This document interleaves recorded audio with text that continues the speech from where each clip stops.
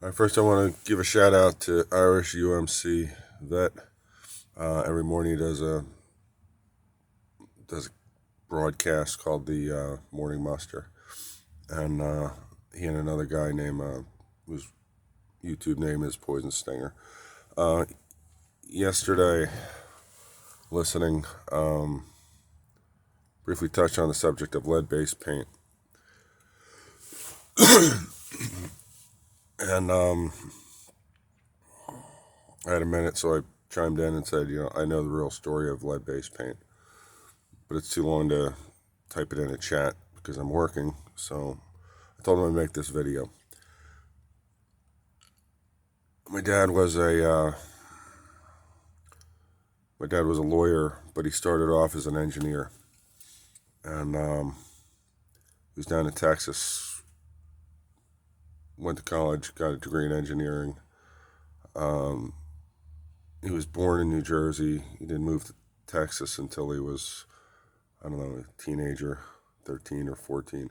But he remained friends with everybody he grew up with in New Jersey. My grandfather worked in New York, so they lived just across the river. Anyway, he met my mother when he was visiting friends in New Jersey. She was in New Jersey. So he migrated to St. Louis working as an engineer. And while he was there was a lawsuit. And his engineering firm got called in as some kind of witness to figure out what went wrong or whatever. He really enjoyed reading all the legal briefs and all the arguments and the counter arguments and getting involved with that. So he decided he didn't want to be an engineer anymore. He wanted to be a lawyer. So he moved to New York, went to law school, became a lawyer. After engineering school, he joined the Army and was in some engineering corps reserve thing. He did that for forever. But in any event,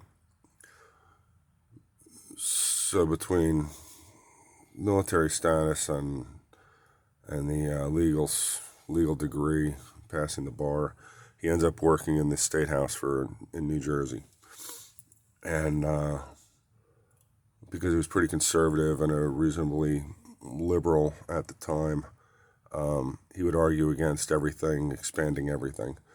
So he winds up becoming appointed for the first insurance commissioner for the state of New Jersey. I guess that was a very, very early 70s. Yeah, it was the early 70s. And that's got a lot of funny stories attached to it too. But in any event, meanwhile, as he's going through life, Lyndon Johnson passes his Great Society through Congress.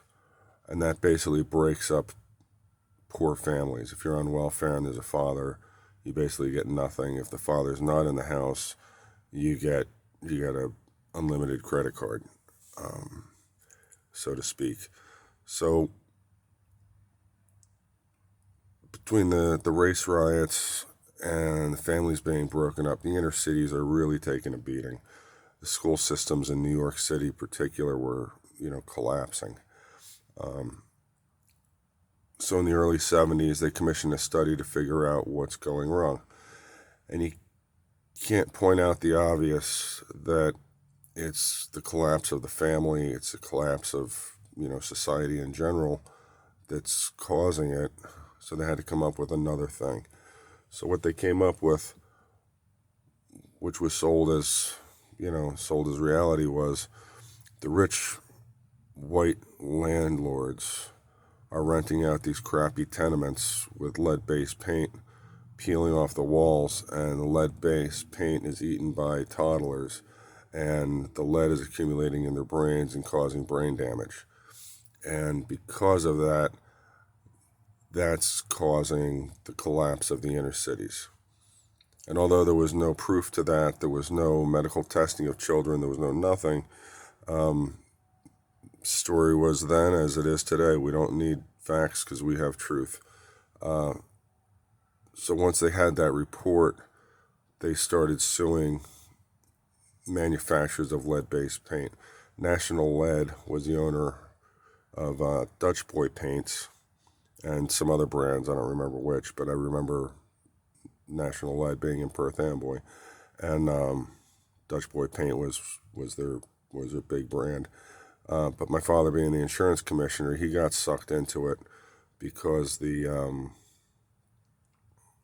because in the end, if you sue a corporation, it gets dropped onto their insurance carrier, and he was the top dog as far as insurance in New Jersey, so he got sucked into it. And one of his, he sided with the corporations, not because he was a corporate guy or a shill, but because they claimed the lead was collecting in children's brains, but they never did any testing. They never did any toxicology. They never did anything. They just said, this is the reason why your inner cities are collapsing, is because kids eat lead-based paint and it screws them up. But New York sued, caused some great damage to, for example, National Lead Corporation. And, like any other good thing, if somebody's successful, everybody's going to copy. And that led to laws being passed, through Congress, banning lead, in all sorts of products that it used to be very good for. Mercury got, the same rap. Yeah, mercury is bad if you ingest it, but it worked great in thermometers. It worked great for keeping paint from growing mildew and, black mold and algae on it. One of the things that was great about lead was the old lead-based paint did not yellow the way it was burned with acid. Would to create different pigments. So anyway, getting off on a tangent. The reason why lead-based paint is banned is not some conspiracy theory because you can't x-ray through it and that way they can't surveil you. It's because New York City had to have a scapegoat for the collapse of their poor neighborhoods, and the consultants knew that they couldn't say it's your shitty management. They had to come up with something out of the box, and the out of the box was lead-based paint is causing young children to become retarded. And that's why the city, when you have a population of retarded people, everything collapses. And they didn't need facts, they needed truth. And my father was, knee deep in the whole thing.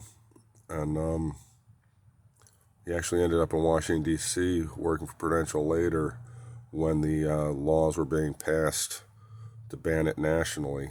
And, but nobody wanted to budge on it. They had a good story. Everybody could feel good about passing this law, criminalizing lead-based paint, because they could go home and claim, look all the great things they did for the children. They actually didn't do anything for the children. They didn't do anything for anybody. They put a lot of factories and a lot of workers out of business. Anyway, that's it. Irish, I hope you watch this, and hope you watch it and talk about it. Y'all have a great day.